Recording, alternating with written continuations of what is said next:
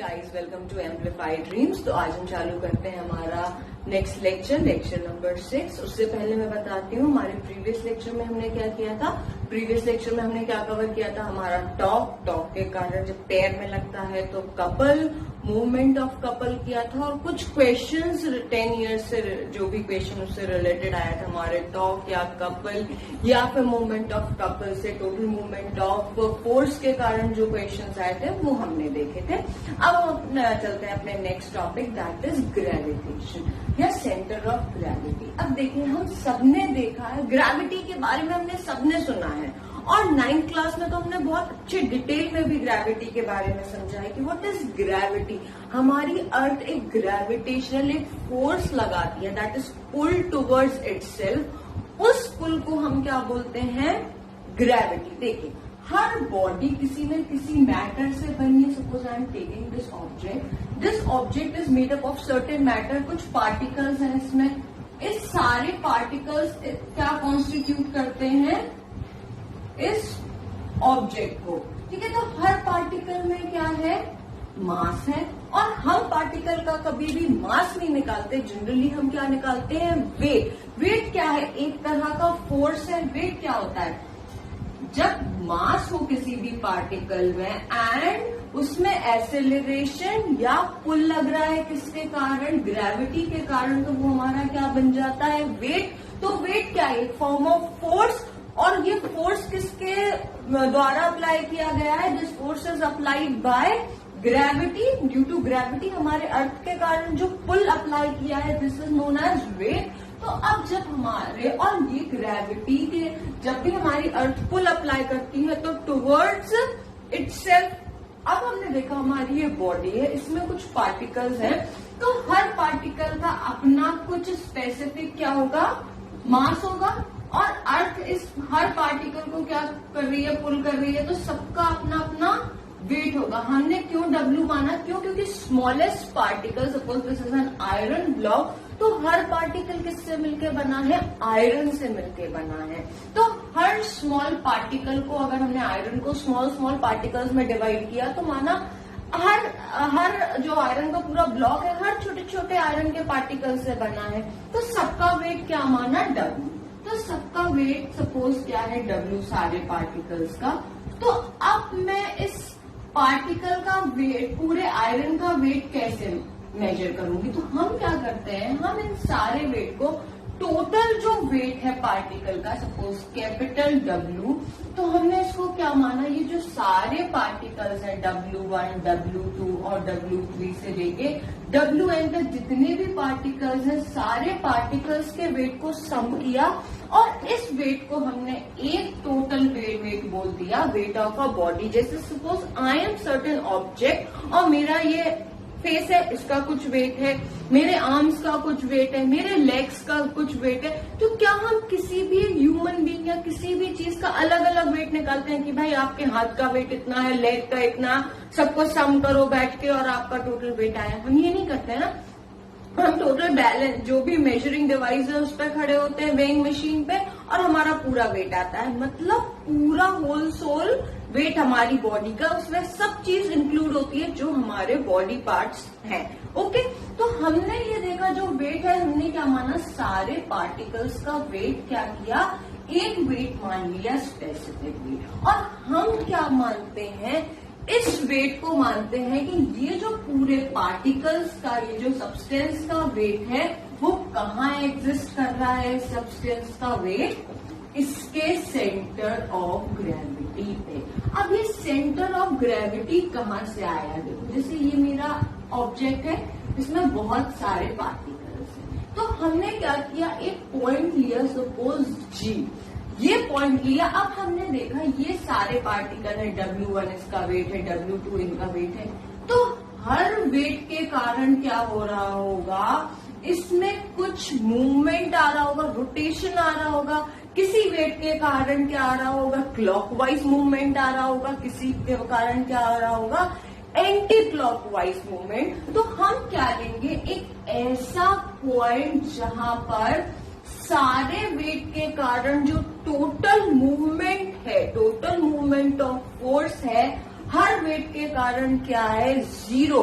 मतलब जब हर वेट का हम एंटी क्लॉकवाइज मूवमेंट निकालें और क्लॉकवाइज, उनका सम क्या है, 0। उस पॉइंट को हम क्या कंसिडर करते हैं, सेंटर ऑफ ग्रेविटी। जैसे अगर मैं एक रॉड ले लेती हूँ, एक रॉड लिया और मैंने माना ये रॉड पे मैंने कल आपको न्यूमेरिकल में बताया था प्रीवियस लेक्चर में कि हम रॉड का सेंटर ऑफ ग्रेविटी क्या लेते हैं। सपोज रॉड 10 मीटर की है, तो इसका जो सेंटर है या उसका पूरा मास लोकेटेड है वो उसके सेंटर ऑफ ग्रेविटी पर है।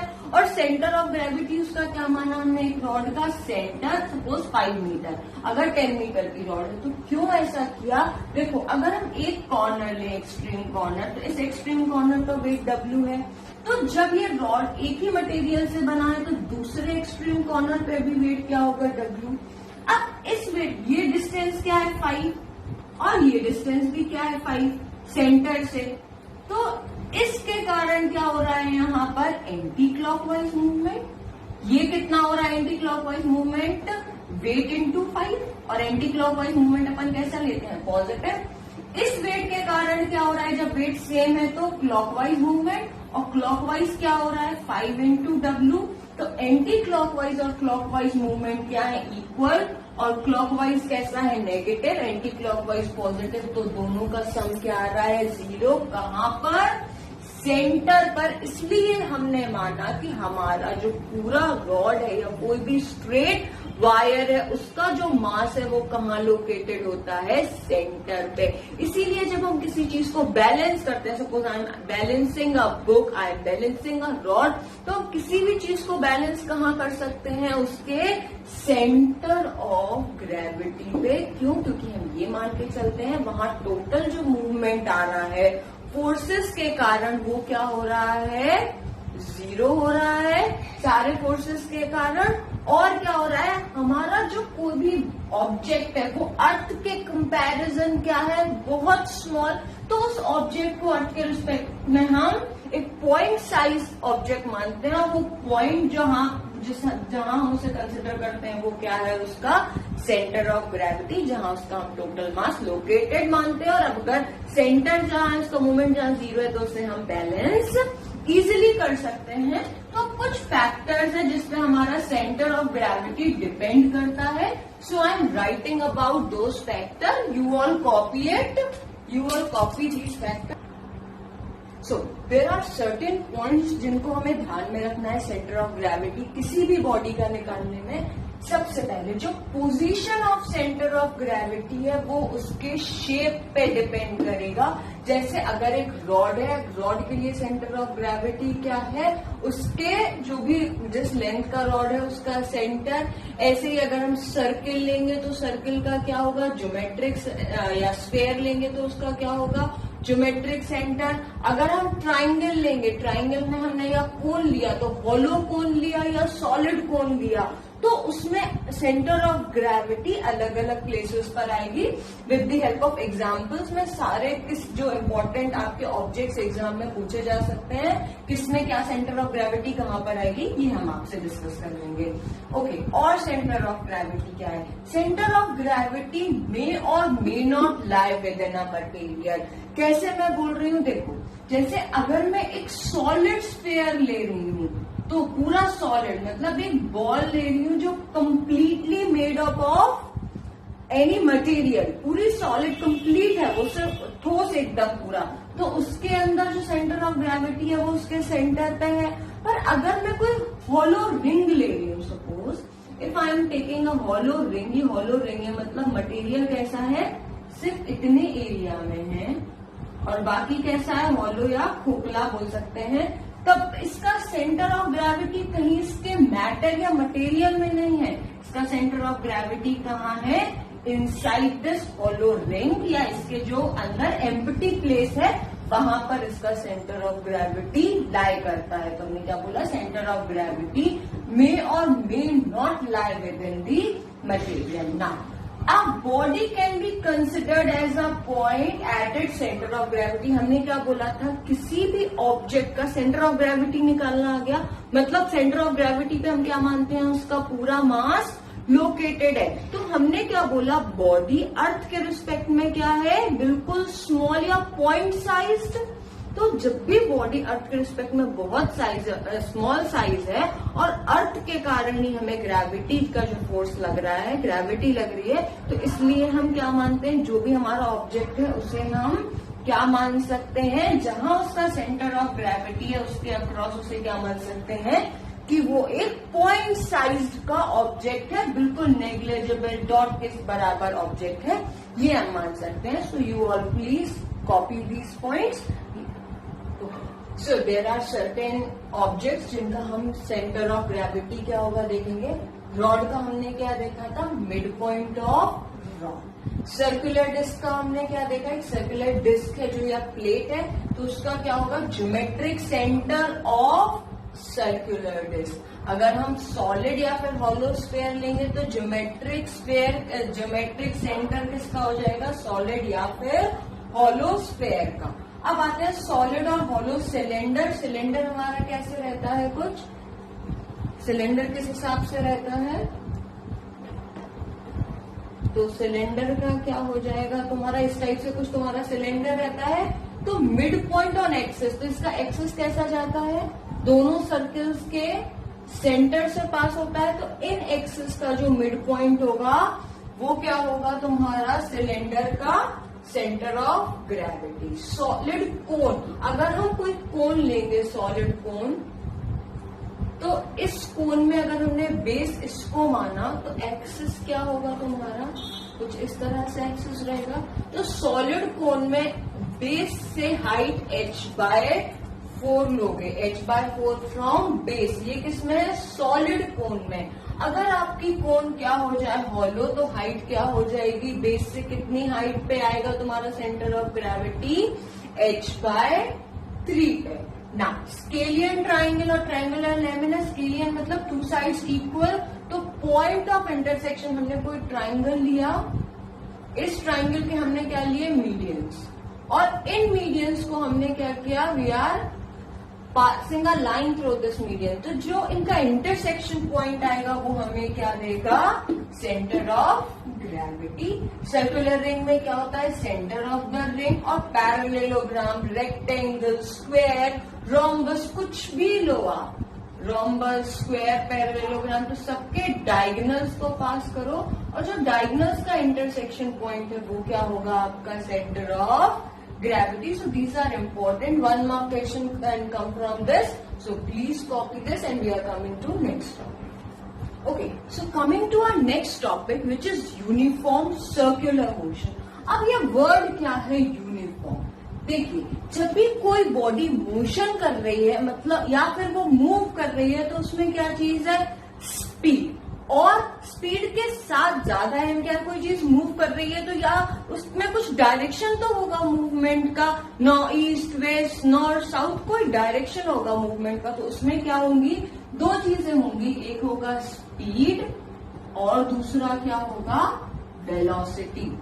तो स्पीड तो क्या है, जब बॉडी अगर हमारी लीनियरली मूव कर रही है, कोई बॉडी मानो स्ट्रेट लाइन में मोशन कर रही है, तो जब बॉडी किसी कांस्टेंट स्पीड से चल रही है, और जब वो कांस्टेंट, अभी हम स्पीड की बात कर रहे हैं, वेलोसिटी की बात नहीं कर रहे हैं, जब हमारी बॉडी क्या है, कांस्टेंट स्पीड से मूव कर रही है, मतलब उसमें एक्सेलरेशन क्या है, 0, क्योंकि हमारा एक्सेलरेशन क्या होता है, rate of change of velocity. हम वेलोसिटी का चेंज देखते हैं ना, delta v by delta T. तो जब वेलोसिटी कांस्टेंट है हमारी, या स्पीड कांस्टेंट है, वो चेंज ही नहीं हो रही है, तो हमारी बॉडी कैसे कर रही है, मूव यूनिफॉर्म। और वही चीज अगर हमारी बॉडी एक कांस्टेंट स्पीड से किसी पर्टिकुलर या सर्कुलर पाथ के अराउंड मूव कर रही है, तो वो कैसी है, अनएसिलरेटेड, 0 एक्सेलरेशन है उसमें। जब एक्सेलरेशन कोई चेंज नहीं आ रहा वेलोसिटी में, तो वो कैसे है हमारी बॉडी, यूनिफॉर्मली एक्सेलरेटेड। पर जब वो लीनियरली मूव कर रही है तो वेलोसिटी भी, उसका मतलब वेलोसिटी में स्पीड तो सेम है, वेलोसिटी में और क्या चीज आती है, डायरेक्शन। तो अगर हमारी बॉडी में डायरेक्ट स्पीड के साथ डायरेक्शन भी सेम है, तब तो हम उसे वेलोसिटी के रिस्पेक्ट में भी यूनिफॉर्मली एक्सेलरेटेड बोलेंगे। पर जब बॉडी सर्कल में मूव कर रही है तो हर पॉइंट पे उसका डायरेक्शन वेलोसिटी का क्या हो रहा है, चेंज। देखिए एक बॉडी है सपोज, और ये इस सर्कल के अक्रॉस मूव कर रही है, तो पहले उसका डायरेक्शन क्या था, हम डायरेक्शन निकालने इस बॉडी में, अगर ये वाला सर्कल लें हम, तो हम डायरेक्शन देखते हैं, हमें पता है राइट हैंड साइड वाला साइड क्या होता है, east, this is west, this is north, this is south. अब ए पॉइंट पे देखो, ए पॉइंट पे किसी भी चीज का हम डायरेक्शन देखते हैं, ए पॉइंट पे देखिए इसके बॉडी की जो वेलोसिटी होगी उसका डायरेक्शन क्या होगा, एक टेंजेंट देखो, जो उसका रेडियस है, रेडियस से जो परपेंडिकुलर लाइन बनाते हैं हम, एक परपेंडिकुलर मूवमेंट है, सपोज ये एंटी क्लॉकवाइज मूव कर रही है, तो इसका जो डायरेक्शन होगा वो क्या होगा, अपवर्ड वेलोसिटी होगी। तो ये इसका डायरेक्शन है, मतलब किसकी तरफ है, यहाँ पर ए पर, नॉर्थ की तरफ। अब जब ये सपोज हमारा सर्कल 360 डिग्री का है, तो हमने क्या माना, पहला ये 90 डिग्री, मतलब अगर हमने सर्कल को 4 पार्ट्स में डिवाइड किया तो ये फर्स्ट क्वार्टर माना ओ से ए। तो जब ओ से ए मूव किया तो बी पॉइंट पे आया, बी पॉइंट पे अब हमने वेलोसिटी देखी तो उसकी क्या होगी, इस बी पॉइंट से परपेंडिकुलर, वो परपेंडिकुलर हम कैसे निकालेंगे, ओबी जो रेडियस है, इस रेडियस से जो 90 डिग्री लाइन बनेगी वो हमें क्या देता है, टेंजेंट। तो वेलोसिटी हमेशा सर्कल में किसके अक्रॉस निकलती है, टेंजेंट के अक्रॉस। तो यहाँ पर वेलोसिटी कैसे होगी, किस डायरेक्शन में होगी, तुम्हारे वेस्ट में। फिर अगला क्वार्टर हम मूव करके आते हैं सी पॉइंट पे, तो जब सी पर आए यहाँ पर क्या है वेलोसिटी इसकी, किस डायरेक्शन में है, साउथ में। डी पर आए तो किस में है, ईस्ट में। तो हर बार स्पीड तो कांस्टेंट है, तो स्पीड के रिस्पेक्ट में जब कांस्टेंट स्पीड है तो हमने क्या बोला, कोई भी बॉडी अगर एक्स वाई जेड कुछ भी बॉडी मान लीजिए, हमने कोई भी बॉडी मानी और वो इस सर्कल के अक्रॉस मूव कर रही है, तो उसमें कांस्टेंट क्या है तुम्हारा, अब जब हमारी बॉडी में क्या है, स्पीड कांस्टेंट है, तो स्पीड के रिस्पेक्ट में हम क्या बोलेंगे, हमारी बॉडी यूनिफॉर्मली मूव कर रही है, सर्कुलर मोशन में यूनिफॉर्मली एक्सेलरेटेड है। पर अगर, और जो डायरेक्शन हमने निकाला वो कैसे निकाला, डायरेक्शन क्या है, अलोंग टेंजेंट। टेंजेंट मतलब परपेंडिकुलर डिस्टेंस उससे, या परपेंडिकुलर जो लाइन है तुम्हारी, परपेंडिकुलर होता है किससे, ओए या उसके रेडियस से परपेंडिकुलर होता है। अगर ए पॉइंट पे होगा तो ओए रेडियस रहेगा सर्कुलर का, बी पे है तो ओबी, सी पर है तो ओसी। तो हर बार क्या हो रहा है आपका, डायरेक्शन चेंज। तो वेलोसिटी में क्या सेम रह रहा है, मैग्नीट्यूड तो कांस्टेंट है, पर डायरेक्शन क्या हो रहा है, हर बार चेंज हो रहा है। जब डायरेक्शन हर बार चेंज हो रहा है तो हम क्या बोलेंगे, वेलोसिटी के रिस्पेक्ट में जो हमारी बॉडी है कभी भी सर्कल में अगर मूव कर रही है, it is never uniformly accelerated. अब कुछ तो फोर्स लग रहा होगा इस बॉडी को, एक कांस्टेंट, अगर कोई फोर्स, एक ही फोर्स लग रहा होता बस, तो हम जब एक बॉडी ए पर फोर्स लगाते किसी भी बॉडी पे, तो बाहर लाइन से, बी वेलोसिटी से बाहर लाइन के चली जाती। पर अगर हमें उसे किसी लाइन में ही रखना है, एक सर्किल के अक्रॉस या फिक्स रेडियस में घुमाना है, तो कोई कंटिन्यूअस फोर्स लगाना होगा। जैसे अगर मैं एग्जांपल लेकर बोलूं कि हम किसी थ्रेड से स्टोन को बांध देते हैं, टाई कर देते हैं, और अब इस थ्रेड, एक फिक्स रेडियस का थ्रेड है और इससे हमने स्टोन को बांधा। Now I am rotating this thread या स्टोन, इस पूरे सेटअप को रोटेट कर रही हूं, तो एक ये सर्किल के अक्रॉस घूमेगा। अगर मैं फिक्स स्पीड से रोटेट कर रही हूं तो इसके यूनिफॉर्म सर्कुलर मोशन है, किसके रिस्पेक्ट में, स्पीड के रिस्पेक्ट में। पर हर बार मुझे उसे सर्किल में मेंटेन करने के लिए क्या करना पड़ रहा होगा, कुछ फोर्स लगाना हो रहा होगा। वो फोर्स क्यों लगा रहे हैं, क्यों, क्योंकि हमने सबसे पहले लेक्चर में पढ़ा था कि किसी भी बॉडी में अगर वो मोशन में हो या रेस्ट में हो जब हम फोर्स लगाएंगे तो क्या आएगा, या तो उसके मैग्नीट्यूड में चेंज आएगा या और क्या आ सकता है, चेंज डायरेक्शन में। यहाँ कहीं हमने अभी शेप साइज की बात तो की नहीं, तो मैग्नीट्यूड में तो चेंज नहीं आया, पर चेंज किस में आ गया, हमारे डायरेक्शन में चेंज आ गया। हर पॉइंट पे डायरेक्शन में उसके टेंजेंट के हिसाब से क्या आ रहे हैं, चेंजेस। तो ये बॉडी कैसे मूव कर रही है, यूनिफॉर्म सर्कुलर मोशन।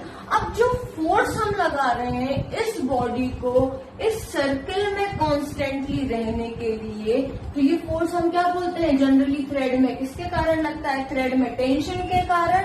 तो ये फोर्स जो अगर हम सारा एक कांस्टेंट फोर्स मानते कि भाई क्या नाम दे फोर्स का जिसके कारण कोई भी बॉडी मेरी सर्कुलर मोशन में मूव करती है, तो वो कौन सा फोर्स होता है हमारा, सेंट्रीपिटल। ओके, तो ये जो हमारा फोर्स होगा वो कौन सा होगा तुम्हारा, कौन सा फोर्स होगा बॉडी का, सेंट्रीपिटल फोर्स। जिस फोर्स के कारण हमारी बॉडी एक यूनिफॉर्म सर्किल में मूव कर रही है, और ये फोर्स ये ठीक है। अब बहुत सारी चीजें, जैसे हमारी अर्थ मूव कर रही है सन के अक्रॉस, ये सन है मेरा, और इसके अक्रॉस एक फिक्स्ड ऑर्बिट में मेरी अर्थ मूव कर रही है। तो हमने पढ़ा था जब ग्रेविटेशन, अगर 9th क्लास में पढ़ा होगा, तो फोर्स दोनों अर्थ और सन के बीच में एग्जिस्ट कर रहा था। तो ये जो फोर्स है M1, हमने पढ़ा था ये वाले फोर्स के बारे में, M1 M2 G M1 M2 upon R square. तो ये फोर्स क्या है, यही सेंट्रीपिटल फोर्स या फोर्स ऑफ ग्रेविटी, जो हमने ग्रेविटेशन, फोर्स ऑफ ग्रेविटेशन है, जो एक तरह का कैसा फोर्स है, सेंट्रीपिटल फोर्स, जिसके कारण अर्थ किसके अक्रॉस मूव कर, किसके रोटेट कर रही है, सन के चारों तरफ चक्कर लगा रही है, इट इज मूविंग। अगर हम एक प्रोटॉन बोले, प्रोटॉन के चारों तरफ क्या मूव कर रहा है हमारा, electron. Electron is moving around this proton. तो इन दोनों के बीच में कौन सा फोर्स है, इलेक्ट्रोस्टैटिक फोर्स। और ये इलेक्ट्रोस्टैटिक फोर्स क्या है, एक तरह का सेंट्रीपिटल फोर्स है। और अगर मैं किसी थ्रेड से किसी चीज को टाई करके, किसी स्टोन को या किसी ऑब्जेक्ट को टाई करके सर्कुलर मोशन में रोटेट कराऊंगी, तो ये कौन सा फोर्स होगा, थ्रेड के अक्रॉस कैसा फोर्स आएगा, टेंशन। और ये टेंशन फोर्स कौन सा है तुम्हारा, एक तरह का सेंट्रीपिटल फोर्स, जिसके कारण हमारा ऑब्जेक्ट क्या कर रहा है, मूव कर रहा है। So this was all about centripetal force. Now coming to centrifugal force. Now coming to centrifugal force. Centripetal force हमने देख लिया, जो बॉडी के टुवर्ड्स लग रहा था, दो ऑब्जेक्ट के बीच में लग रहा था, और वो कहाँ लग रहा था, जहां किसके टुवर्ड्स आ रहा था, वो हमेशा टेंशन जैसे टुवर्ड्स दी सेंटर आ रहा था, दो ऑब्जेक्ट्स के बीच में। अब देखो सेंट्रीफ्यूगल फोर्स कैसा है, ये फोर्स बॉडी के हमेशा अवे लगेगा, बाहर की तरफ। अब देखो हमने देखा एक्शन और रिएक्शन, ये एक तरह से रिएक्शन ही है, पर हम एग्जैक्टली से रिएक्शन फोर्स नहीं बोल सकते। क्यों? क्योंकि देखो ये तो बॉडी दो, ये तुम्हारा जो सेंटर जिससे वो पाइवोटेड था, जहां से बॉडी को पाइवोट किया था, और ऑब्जेक्ट था, इन दोनों के बीच के या इन दोनों के बीच में जो फोर्स एग्जिस्ट कर रहा था उसके कारण था। ठीक है, अब ये कैसा है, ये हम बोलते हैं this force is acting away from circular path. क्यों? अगर मैं किसी भी स्ट्रिंग से सपोज स्टोन को टाई करती हूँ और रोटेट कर रही हूँ, अगर मैं ये सेंट्रीपिटल फोर्स लगाना छोड़ दूं, तो ये स्टोन कैसा हो जाएगा, निकल के बाहर फेंक जाएगा। तो जिस फोर्स के कारण ये बाहर फेंका, मतलब आउटवर्ड फोर्स, वो फोर्स हमारा क्या हो गया, कौन सा फोर्स हो गया, सेंट्रीपिटल फोर्स। इसका मैग्नीट्यूड तो क्या होता है, सेम होता है, सॉरी सेंट्रीफ्यूगल फोर्स हो गया।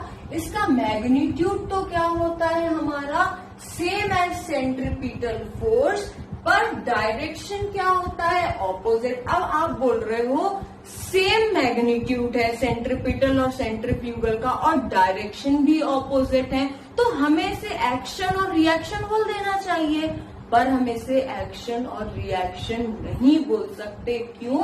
क्योंकि जो सेंट्री तुम्हारा यहां पर कौन सा लग रहा है, सेंट्रीपिटल, और बाहर की तरफ क्या लग रहा है, सेंट्रीफ्यूगल। तो ये देखिए दोनों फोर्स है, इस ऑब्जेक्ट सपोज ए ऑब्जेक्ट है, इस पर लग रहे हैं, तो कभी भी हमारा एक्शन और रिएक्शन सेम ऑब्जेक्ट पे नहीं लगता। क्यों? अगर मैं एग्जांपल दूं, I am applying any force on this board, तो जब मैंने बोर्ड पे फोर्स लगाया तो what I am doing, my hand is applying action, और अब जो रिएक्शन आएगा वो कहां से आ रहा है, बोर्ड से। तो यहाँ एक्शन और रिएक्शन सेम मैग्नीट्यूड के हैं, पर एक्शन मेरे हैंड के कारण है और रिएक्शन इस बोर्ड के कारण है। पर यहाँ सेंट्रीपिटल फोर्स किस पे है, इस ए ऑब्जेक्ट पे, और सेंट्रीफ्यूगल भी किस पर है, इसी ए पर। ये दोनों एक दूसरे के क्या है, ऑपोजिट है और सेम मैग्नीट्यूड के हैं, but this is not action and reaction. तो और ये फोर्स देखो, सेंट्रीपिटल का तो हम मैग्नीट्यूड निकाल सकते हैं, हमने फोर्स ऑफ ग्रेविटेशन निकाला, इलेक्ट्रोस्टैटिक फोर्स निकाला, टेंशन निकाला, इन सबको हम कैलकुलेट कर सकते हैं, हमें दिख रहे हैं ये फोर्स, इसलिए सेंट्रीपिटल फोर्स था हमारा रियल फोर्स है। पर सेंट्रीफ्यूगल फोर्स हम क्या मान के चलते हैं कि कुछ तो रिएक्शन हो रहा है, कोई फोर्स है, ये अगर हम ये फोर्स लगाना छोड़ दें तो ये बॉडी क्या होगी, सर्कुलर रेडियस से बाहर चली जाएगी। तो सर्कुलर रेडियस से बाहर जाएगी तो किसके कारण, सेंट्रीफ्यूगल फोर्स के कारण। तो इस फोर्स के अगेंस्ट हम क्या लगा रहे हैं, सेंट्रीपिटल फोर्स, जिससे ये बॉडी सर्कुलर डायरेक्शन में मूव करती रहे। पर ये हमें सेंट्रीफ्यूगल फोर्स कैलकुलेट नहीं कर रहे हैं, सेंट्रीपिटल को कैलकुलेट कर रहे हैं, और उसका ऑपोजिट सेम मैग्नीट्यूड का क्या दे रहे हैं, सेंट्रीफ्यूगल।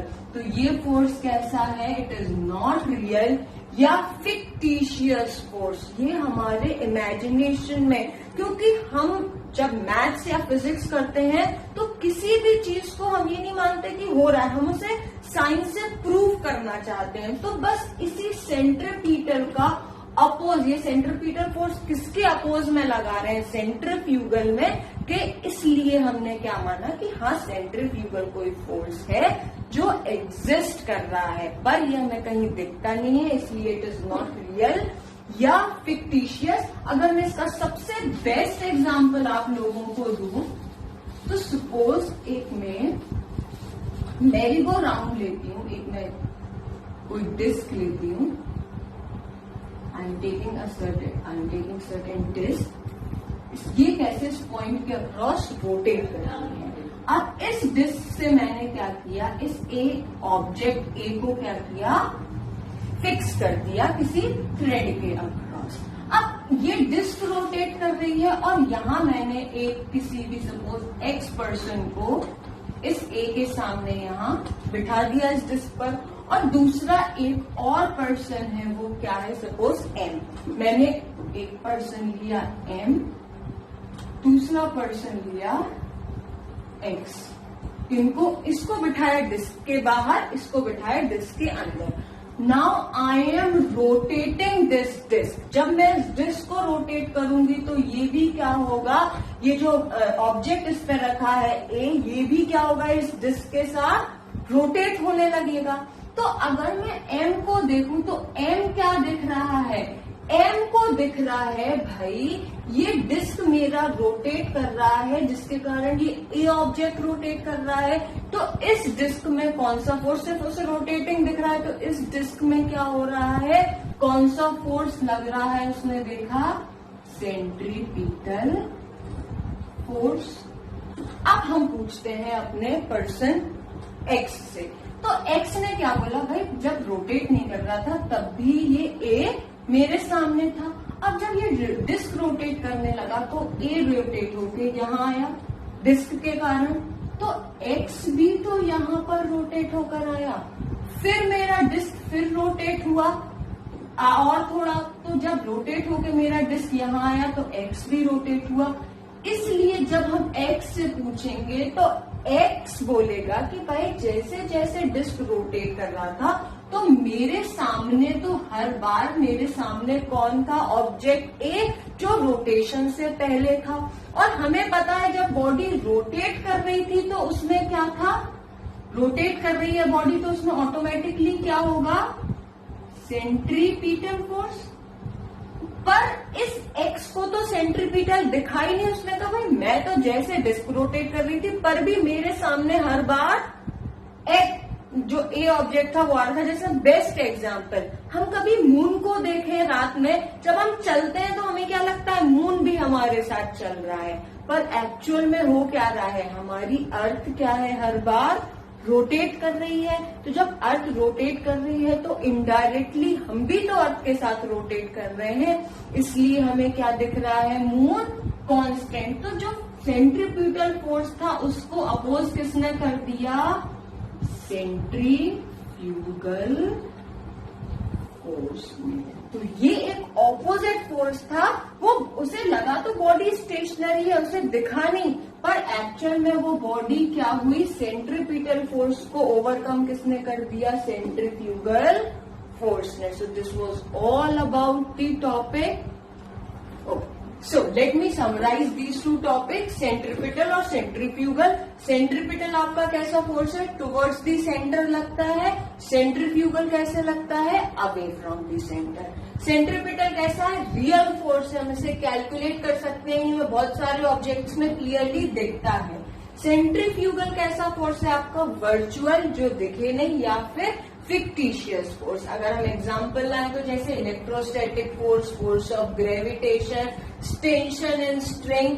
अगर हम सेंट्रीफ्यूगल में आए तो जाइंट व्हील, मिक्सर, या फिर हमने मैरी गो राउंड पे ऑब्जेक्ट को रखा था, बॉडी को रखा था, तो बॉडी कैसे देख रही थी, अंदर से देख रही थी कि अंदर क्या हो रहा है, उससे क्या लग रहा था, ऑब्जेक्ट इज नॉट मूविंग, दो that giant wheel or merry-go-round was moving. So this was all about centripetal and centrifugal force. This is the end of this chapter course.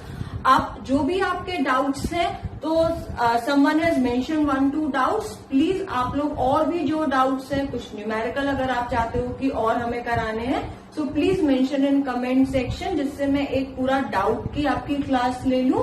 And this was all about force. So please do like, share and subscribe this channel, अपने सारे friends को ये forward कर दो। Next lecture से हम हमारा maths का टॉपिक चालू करेंगे। Okay, so thank you for now.